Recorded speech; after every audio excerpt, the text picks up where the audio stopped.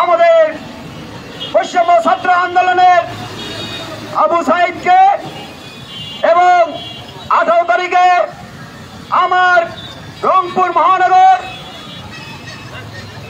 অটোরিক্সার চালককে গুলি করে হত্যা করা হয়েছে এবং আমাদের অনেক নেতা কর্মীকে আহত করা হয়েছে।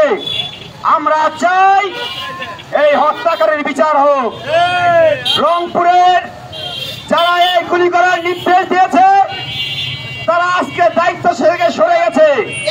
মাথায় রাখবেন, দায়িত্ব থেকে সরে গেলেও আপনাকে ছাড় দেওয়া হবে না। আমরা এই মানিকের হত্যাকারীর বিরুদ্ধে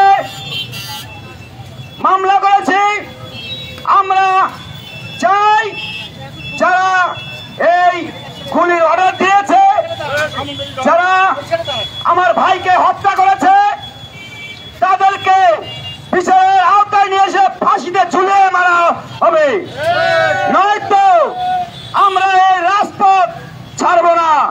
আমার ভাইয়ের রক্তে এই রাজপথ রক্তাক্ত হয়েছে। আমার এই মানিককে যারা গুলি করে হত্যা করেছে তারা শুধু মানিককে হত্যা করেনি, মানিকের পরিবারকে হত্যা করেছে। একজন সন্তানের কাছ থেকে তার বাবাকে কেড়ে নিয়েছে, একজন স্ত্রীর কাছ থেকে তার স্বামীকে কেড়ে নিয়েছে, একজন মায়ের বুক থেকে তার সন্তানকে কেড়ে নিয়েছে। এই দায়ভার কে নেবে? এই দায়ভার নিতে হবে খুনি হাসিনাকে।